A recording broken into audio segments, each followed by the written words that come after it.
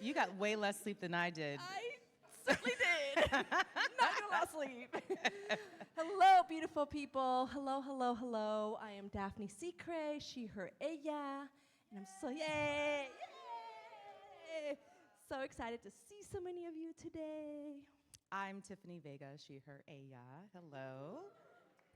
And just to share with y'all, I have tech at my university, so I disappear around like 1 o'clock so I can be in traffic for 2 hours to be in tech till, 12 o'clock at night. Yay! Oh. She sent me an email at 2:30 this morning, y'all. Yay! Hence the lack of sleep. So if you don't see me past 2 o'clock running around, that's because I've had to go serve other duties. But I am here this morning because I love this work, I love these conversations, and I love the gathering of all of us in the space. It means a lot to me and to see all of you this morning. So thank you so much. Mm-hmm. All right, with that said, we wanted to have a conversation about how do we self-identify and what does it mean to, be someone who is Latino, Latina, Latine, Latinx, Hispanic, right? And what is that? What is Latinidad? How do we define Latinidad, especially for the stage? Because there's so many times where we get stereotyped in so many different plays. And then there's questions about casting, who can play what role? And we wanted to sort of engage in those conversations this lovely morning. So we have created a little, guide to have some talks. Yeah. So today we're going to pair up. So we're going to pair up in groups of 2 or 3. And so who is that? I can't see. Who are you? Huh? Adrian. Oh, Adrian. You may want to move over. Yeah, You're all by yourself? I know. Oh, I can't see. Oh, hey, what's okay, up? Okay, there is someone next to you. Okay. So each section, so this section, this section, and you're just gonna talk to the person who is sitting next to you. It could be 2 to 3 people. And we are going to discuss the following questions. How do different aspects of Latinidad, for example, ethnicity, race, class, gender, nationality, influence artistic perspectives and storytelling? And 2, how does our own cultural background shape our interpretation and presentation of Latinidad on stage? So, for example, I am Nuyorican, right? Huepa. So it's going to be really hard for me to accurately tell a story of the West Coast Chicano perspective, right? Like, I don't know enough about that. I haven't lived that experience. And so we're gonna take 30 minutes to answer those 2 questions, and then we'll come back and share out what we discussed. Introduce yourselves Yes. first, and maybe share a little bit about who you are, where you are coming from, just to also give a little bit of context to the person next to you. And would you like us to repeat the questions? Yes, okay, so how do different aspects of Latinidad, for example, ethnicity, race, class, gender, and nationality, influence artistic perspectives in storytelling? And number 2, how does our own cultural background shape our interpretation and presentation of Latinidad on stage? And so we'll give you the first question now, and maybe in 15 minutes we'll give you the second question. Thank you. We don't remember, because Yes. I know I wouldn't. Yes. So one more time, we'll give you the first question. How do different aspects of Latinidad influence artistic perspectives and storytelling? Okay. Timer. So 10:15. Yeah.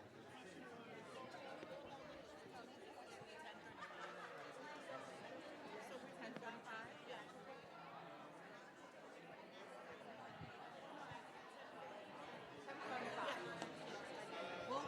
We'll get the second question at 10:45. In 10 minutes we'll do the second question. So right now it's 10:35.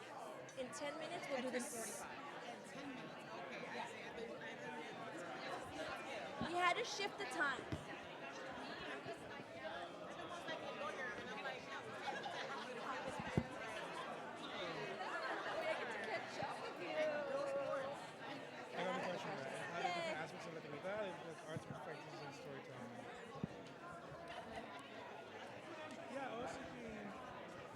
my initial impulse as I heard the question of like something that I haven't come across of, but I would find challenging is just like a cartel story.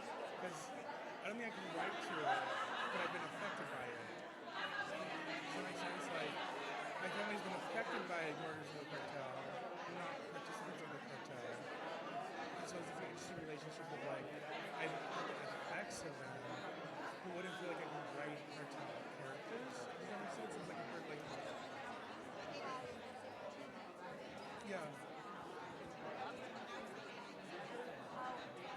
For example, the body chopped up, right? Like, it's like, okay, how do you, I mean, that was like an uncle.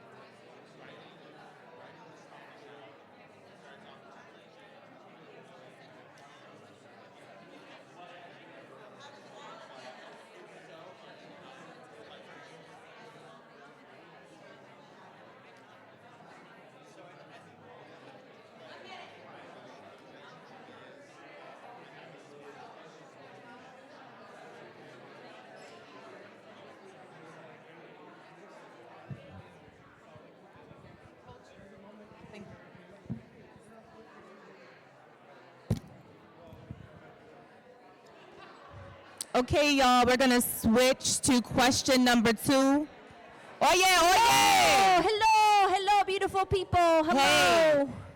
We're Hello, going. beautiful people. We love that you are engaged in this rich conversation. That's the whole purpose of this. We have that second question for you. Yes.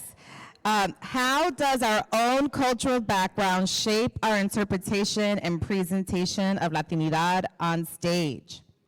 How does our own cultural background shape our interpretation and presentation of Latinidad on stage? And you'll have another 10 minutes for that.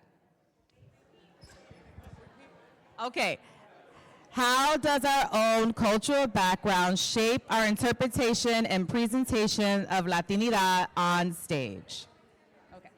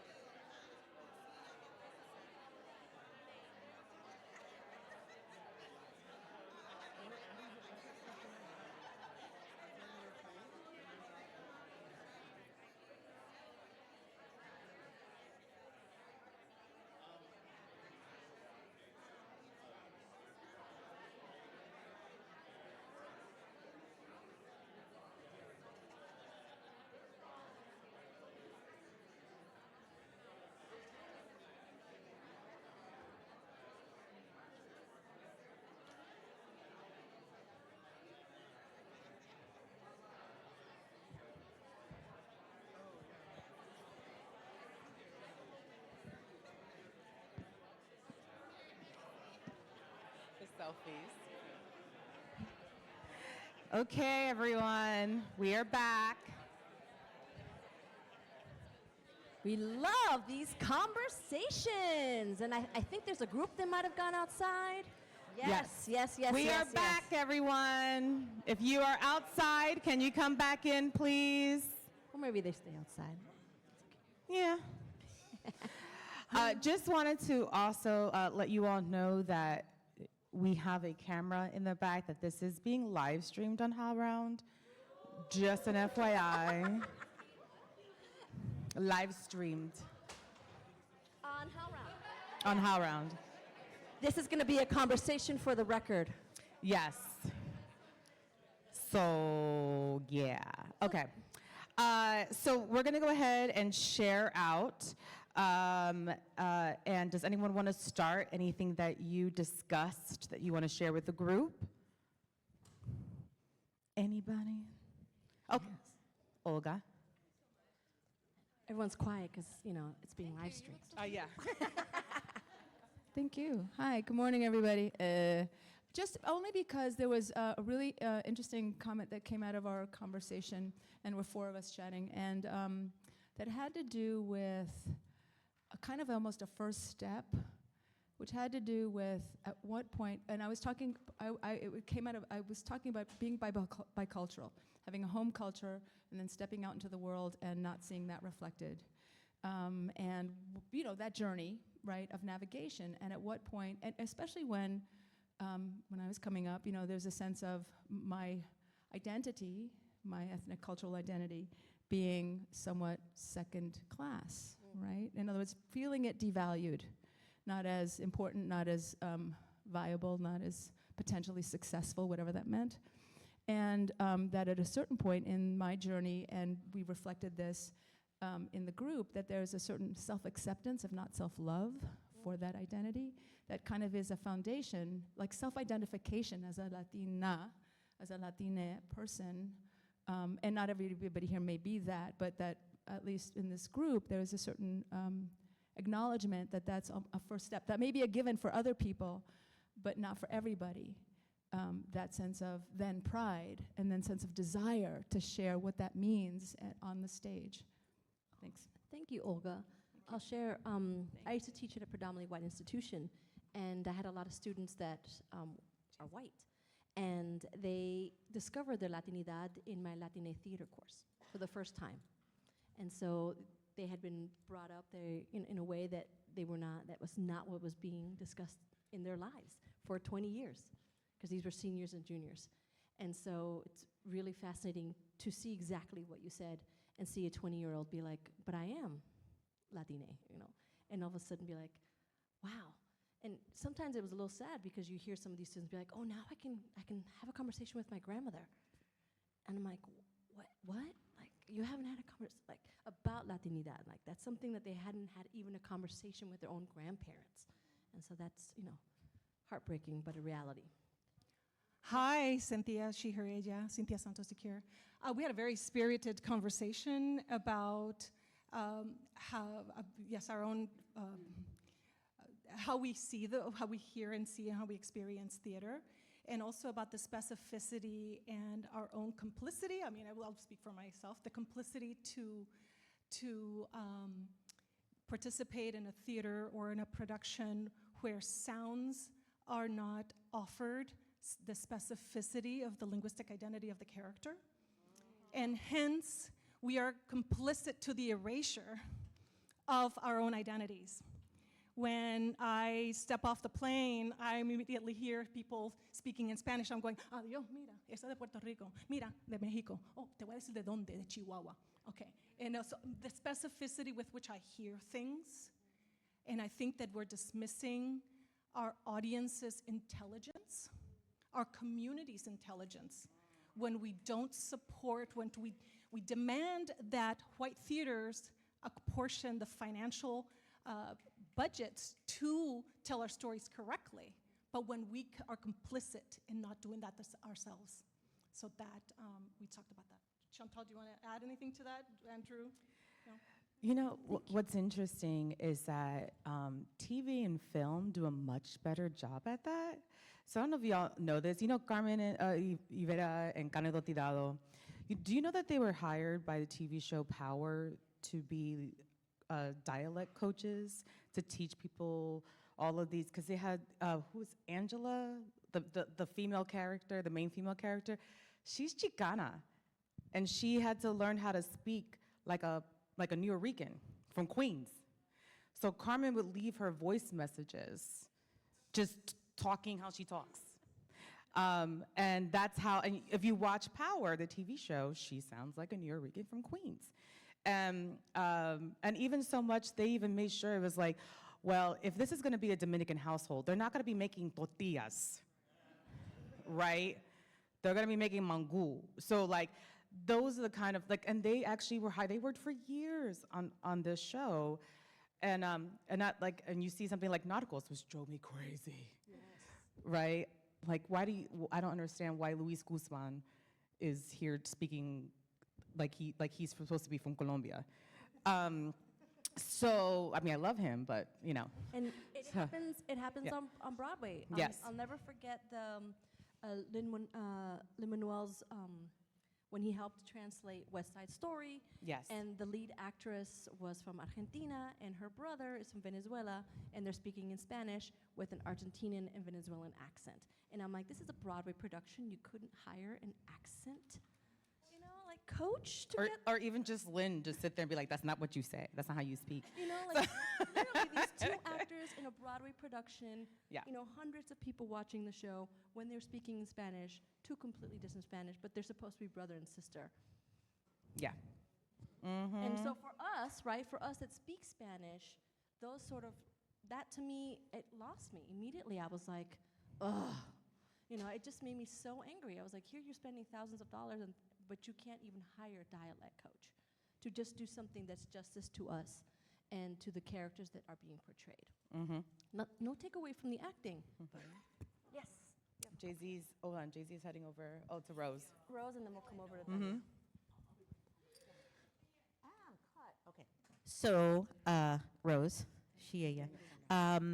so just a couple of catchphrases relating back to Cynthia the Cure. So, speaking of, I don't know, remakes or whatever, or when productions are trying to Latin it up, so that we're going to use that. Are we trying to Latin it up? And then the other one is in our ethnicity. How do we each use our rainbow of tongue? Accent in English, accent in Spanish. What part by Spanglish is the subject in English, the predicate in Spanish? Is the predicate in English the subject in Spanish, or it's just a verb that is Spanish and you add ing onto it? And what what names do you pronounce with an accent in Spanish? So all that rainbow of tongue. How, I'm curious, within the continental United States and then the Caribbean and then beyond, how is that rainbow of tongue used?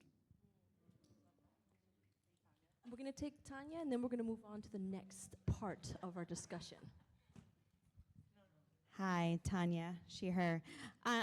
Just to build off of what you're talking about, I think of advocacy, and I feel like as a performer who is not fluent in Spanish and has been cast in many productions, I feel like it's important for me to be an advocate, and I have turned down work to be an advocate because I feel like it's important to be authentic to the story. But I do find that advocacy is very hard for a lot of people. So my question is, how do you advocate for yourself and for the stories that are being told through the lens of Latinidad? Like, I think that is very important.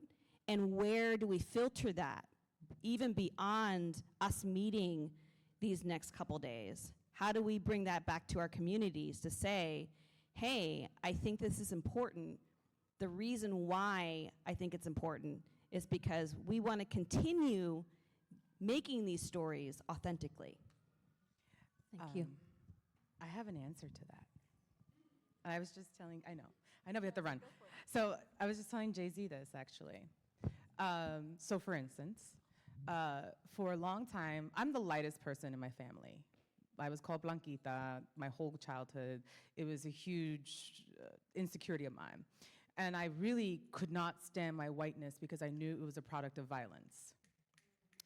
And it took all of my 30s to finally accept and love that part of me because it's my superpower.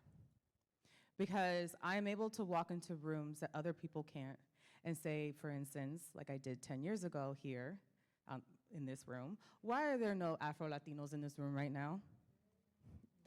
And I'm invited into rooms oftentimes, and then I've actually myself been invited to participate in programs and said, you don't want me, you want this person. And being able to give up, and I use this term on Wednesday, ego death, of being able to give up a spot for someone who actually, I don't need to be in every single room. And I know that oftentimes I'm brought into rooms because they think I'm the safe choice. I'm not, I'm the Trojan horse, right? So that's, for me, it's understanding like letting go of your ego and using the things like, for instance, the fact that I also don't speak Spanish fluently, but I speak Spanglish fluently, all right? And that's a superpower. So that's how I've been able to turn around for myself in my wisdom of my 30s.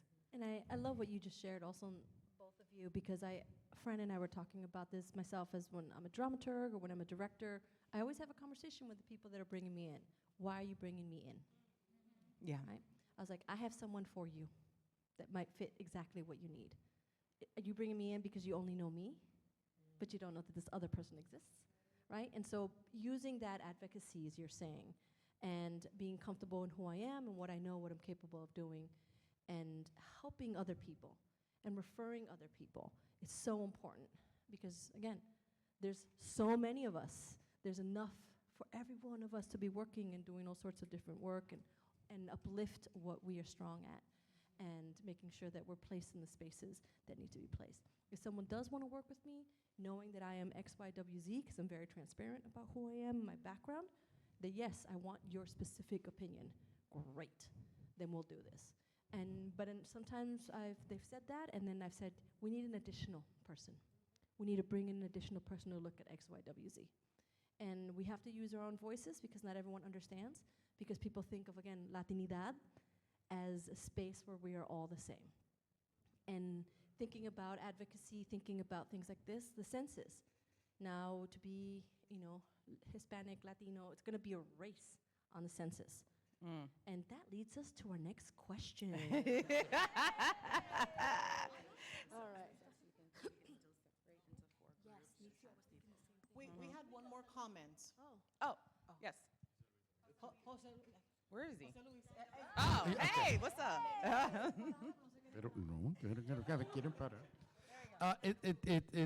It's interesting to the discussion because the question is about Latinidad and how do we identify ourselves.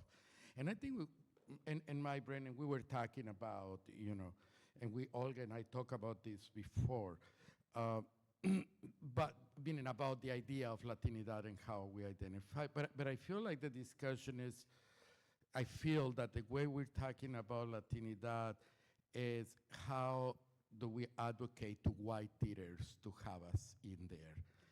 It seems to me, or how do we do this in those spaces? And I don't know how I feel about that because I'm totally about not that. You know what I mean? I'm totally about, I'm tired of teaching them. I'm not here to do that. I want to work with all of you because I can learn from all of you things that I don't know because like you say, for everybody, we're all equal. And how do we construct our narratives as Latinos in our world? I think that's super important to us to discuss. Interesting discussion that I would like to have. It's a lot of companies in the East Coast that only do plays in Spanish. And I have a big question. It's a big question for me. An interesting question, you know what I mean, in relationship to the audience. I mean, because we only do plays in English. In the Southwest, it's more bilingual or English than it is in the East Coast, which is surprising to me because it seems that we have a bigger population. But that's a question that I would like for all of us to discuss in relationship to ourselves. You know, not I work in all the regionals, believe me, I can tell you 100 stories and they're horrible. So But I will. Over I will- drinks yeah. later yeah, tonight. I want to talk I want to know with ourselves, how do we cast ourselves in a Latino play, ourselves producing, casting a Puerto Rican and a Mexican role in a Mexican, you know what I mean? How do we ourselves deal with that situation? And I think that even the questions that we're asking also relate to our own theaters and the work that we do. Because I've seen this also happen in our own theaters. And so to be cognizant that we have to be questioning these things as we're walking into these spaces, even in our own theaters. Like, you know, if this play, I'm here in LA and I was hired to work at Intar and be a dramaturg on a play about Dominicans. I'm not Dominican, but I was a dramaturg, right? And so it's like, oh, okay, well, are you sure? You know, I'm having a whole conversation of like, what does it mean? And how do we make this work in X, Y, W, Z? So again, those conversations are so important for us to think about, not just during this session, but during all of our sessions. All right, so as we're closing up our next sort of prompt discussions, we're gonna divide you into 4 groups, okay? And we're gonna sort of go by the seating area. So we're gonna have, this area is gonna be one group, this area will be one group, and we're gonna split y'all in half. So Rosarito, from your down, y'all can come over here, or yeah, and then y'all can be one group over there. So we'll have 4 different groups. Don't move yet because we'll tell you what the groups are. Okay. And so in these 4 small groups, we want you to talk about a multiplicity of questions. We have little prompts, and there's more than one question so that you can look and which one of these questions do you want to pick, which one of these questions. I'm going to read them, but we have them on paper. So there's 5, so there's more than enough time. Maybe you only get to one question. And each group, but I want you to discuss these within the category that your group has been given. So we're gonna have y'all look at nationalities, so countries. We're gonna have y'all look at accessibility.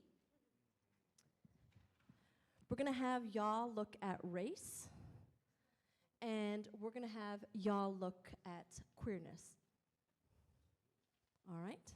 Okay. So I'm gonna read the questions really quickly so you can hear them.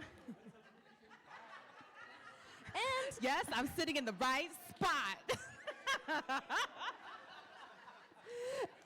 but of course, let's not forget, as these are your main focus, let's not forget intersectionality, right? Let's not forget intersectionality because that's gonna affect some of y'all. Yes. All right, so I'm gonna read these questions out loud really quickly. All right, number 1, how does this specific context, meaning the theme that I've given you, right, influence storytelling and performance? So how does race, how does nationality, how does queerness, how does accessibility? In what ways does the diversity within Latinidad challenge or enrich our understanding of Latine identity in performance? Lots of questions, very rich. What tensions arise between individual identities? And so thinking about that and mixing that. How can these tensions be embraced or resolved? And how can creators ensure that intersectionality experiences are portrayed correctly and in a capacity? And there's one more question, but here we go. And how does cultural specificity play in making these stories universal, and how is that resonant? So again, lots of questions. We have little things so that you can look at them, and you have about 10 minutes. I know. So I just know, choose I one. know. This We deep, started late, deep, y'all. deep, Y'all came in this room very late. 10 minutes to go deep.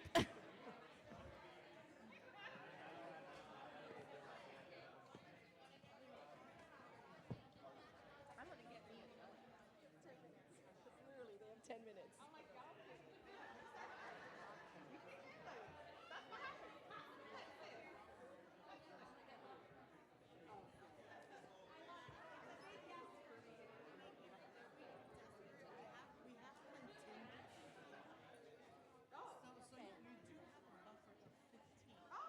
And then you have a 15-minute break.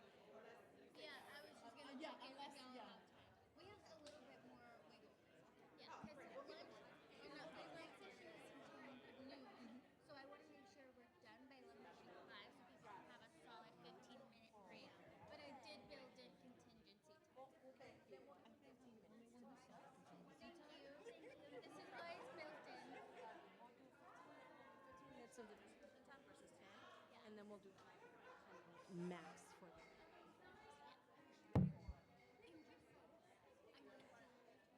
And just so I'm going to do the sessions online. So whenever you can say, oh,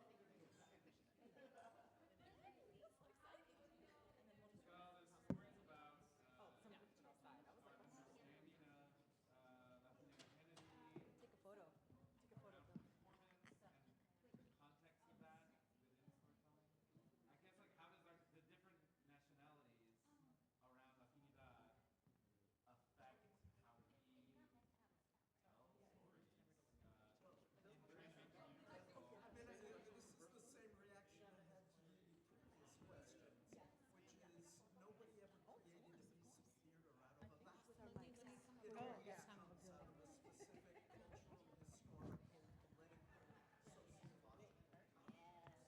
political, sociological context. Wait, I'll post a picture on the LTC Instagram. Oh, you're so cute.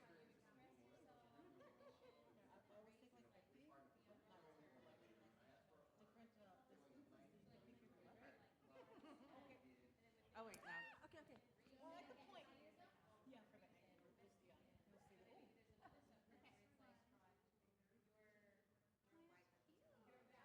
No, we're cute. As you were talking, Daphne, I was like, oh my God, us together? That's too much. That's too much.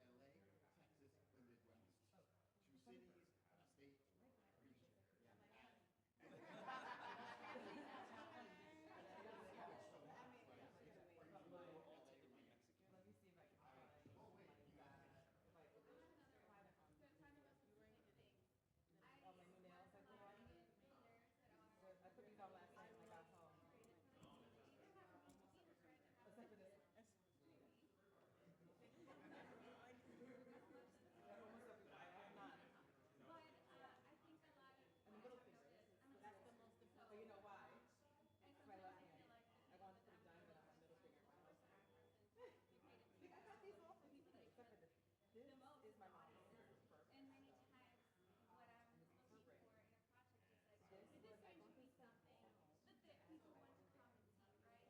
And what level of, like we were talking about specificities, sometimes, okay, let's put up Christmas, I'm in Minneapolis. What if we put, if this project is so long for Christmas in Florida?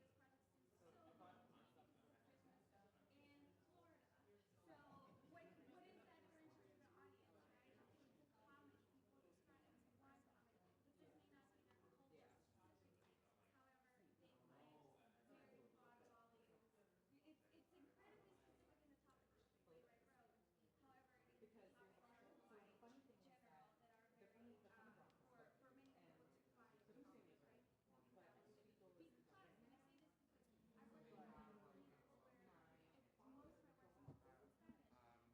However, it is topics that are quite general, that are very for many people to find topics, right? Because when I say this, because I work in a people where most of my work is Spanish.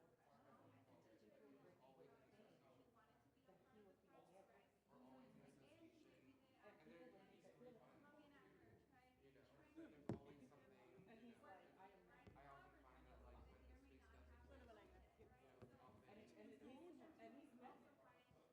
it, right? However, some people that may or may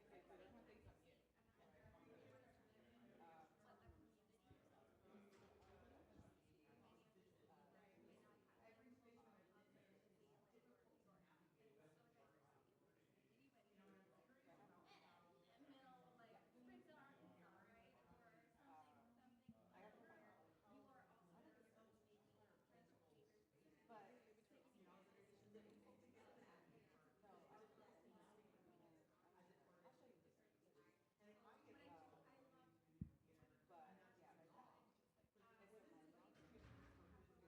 culture, to also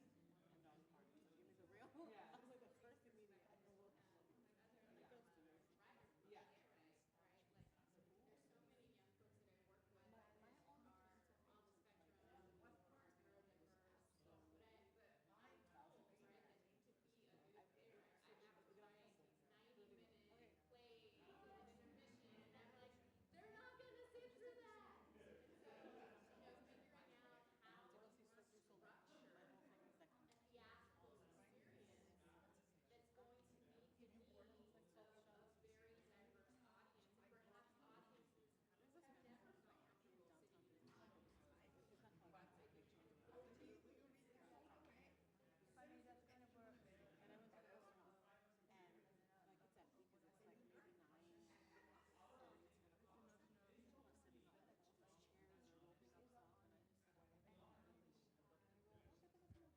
not have that authenticity or diversity. Middle, like Springfield, Arkansas, right? Or something where you are also making very Yeah, I think a lot of most storytelling are universal.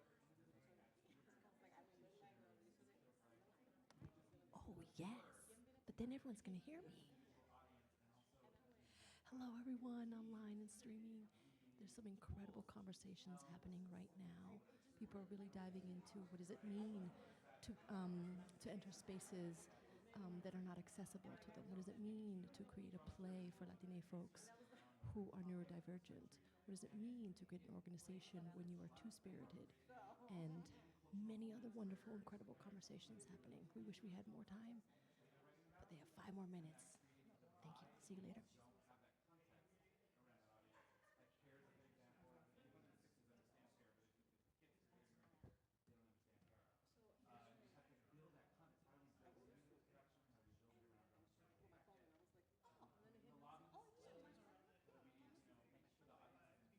understand Cher. You have to build that context. How do we build music production? How do we build it around our sort of the lobbies? We, make sure the audience is informed about what they're about to see, program, whatever it is, like building that context, and then making sure it's represented accurately through dialect, whatever it is.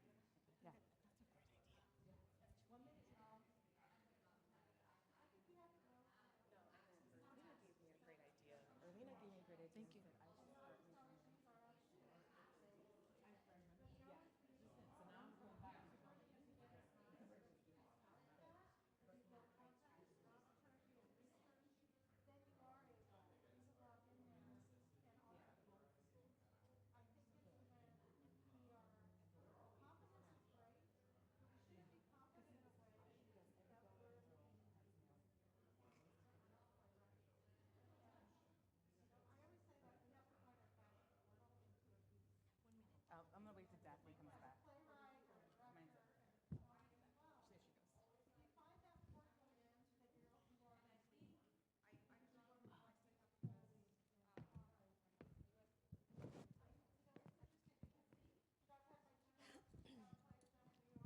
Okay, y'all, we're back. Sorry.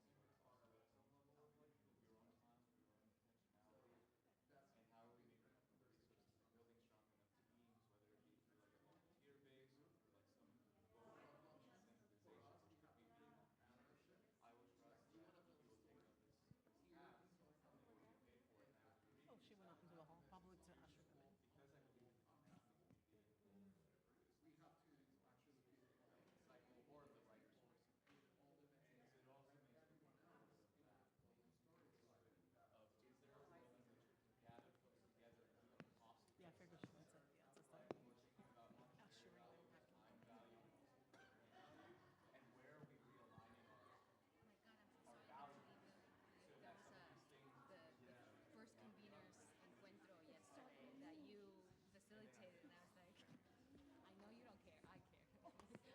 So sorry. I know. I'm so sorry, y'all. Hello, everyone. We are back. We gave you extra time to have possibly the most meaningful conversation in 15 minutes ever.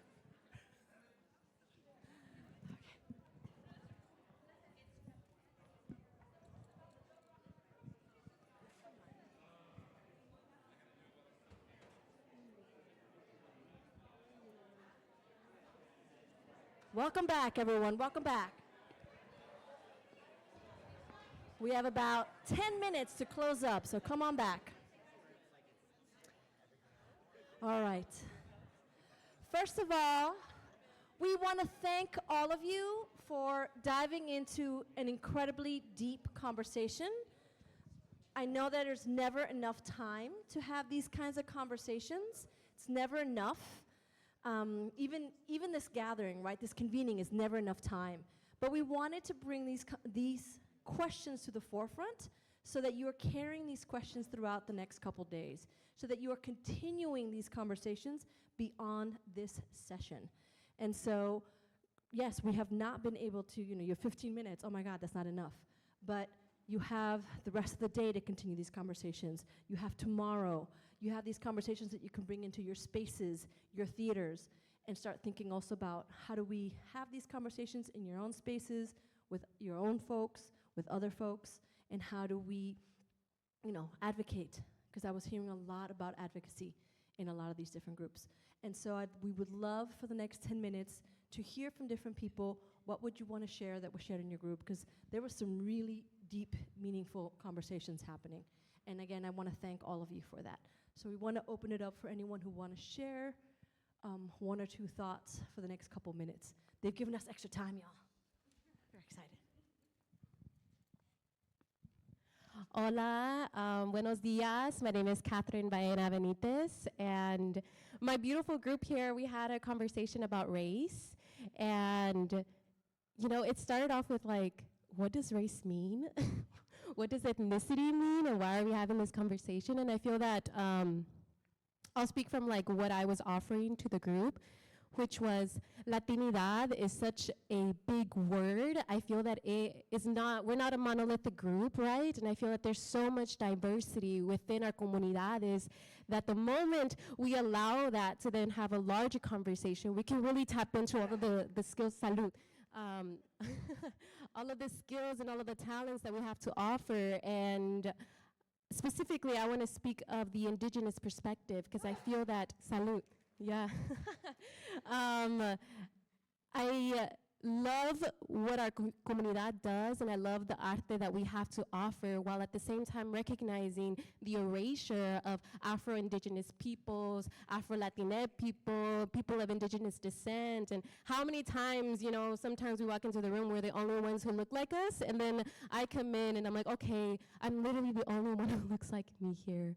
And I think that it's worth offering when it comes to the expansion of our understanding of what Latinidad means, and how if we work together continuously como un grupo, un colectivo de artistas, I know that we will tap into the deep liberation that we're seeking, because we can all offer something to each other, and I know that we will change the world. Like, I just believe it, you know? And I, just like what Jose was saying, like, we don't want to pitch ourselves so much to like with these like white producers or these white, you know, theaters. I feel that if we just come in as a powerhouse, they're just going to be giving us money, and they're going to be like, yeah, like we want that. We want to see that perspective. And so it was just beautiful being able to chat with all of these artists, and I'm so excited to hear what everyone else has to say. I am so looking forward to continuing this dialogue for the next few days with you all. I think that this is our time to really make our voice heard, and that may these conversations leave the theaters and inspire the next generations of artists. Mm-hmm.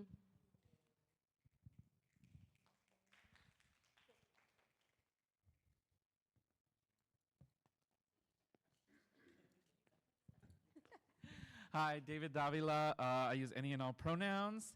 And we had nationality, and we had a lot of great things to discuss. Specifically, we were asking questions about who can play what role, who can produce what, and to what extent do we need to cast people of nationalities in different roles and tell stories. And sort of what we were discussing was that stories are universal, to, you know, regardless of heritage and nationality and origin of whatever DNAs and treks across the world we've taken. That there's a lot of universality in that, and that really what we need to do is talk about or acknowledge what we don't know, and come in with an open mind anytime we're embracing a new story.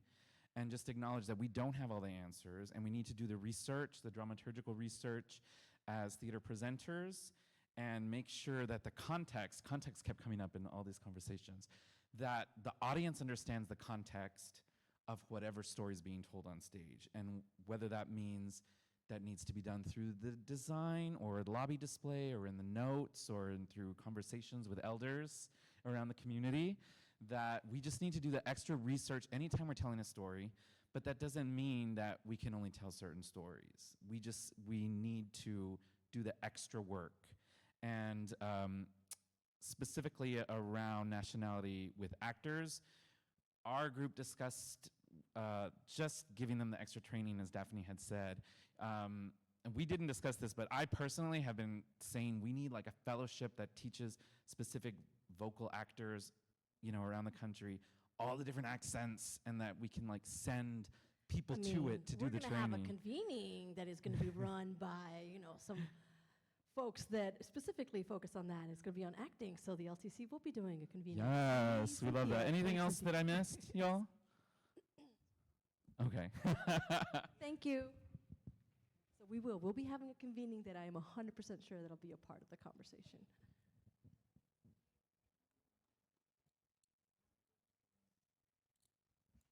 Getting my steps in today. Yes, ma'am, I am.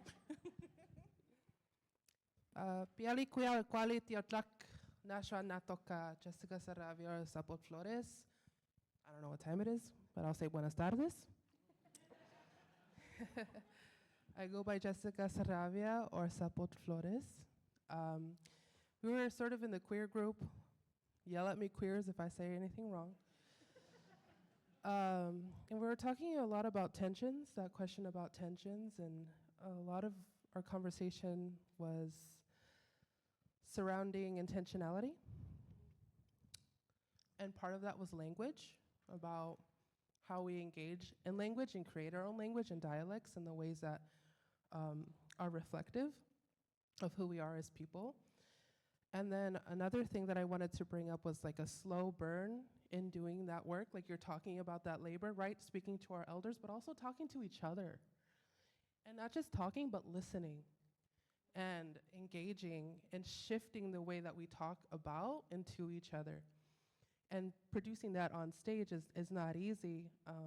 I can say as a two-spirit person, I've been kicked out of spaces that I thought were for me and they completely were not. And so that translates to the stage of like, well, how do I talk about like an indigenous community that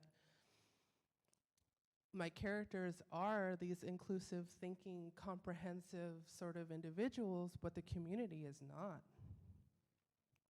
And so being able to translate that and create stories and worlds where we're imagining something better than what we might be experiencing right now. Is there anything else? I'm sure I'm missing something.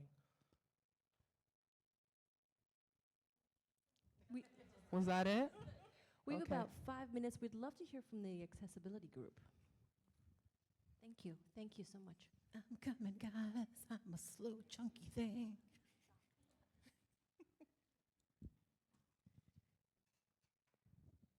Thank you. So the beginning of our, oh, hi, Tara, she, her. The beginning of our conversation was really around what do we mean by access, right? Do we mean physical, mental, or do we mean economic access? Do we mean, you know, how we get into buildings, whether we feel comfortable there?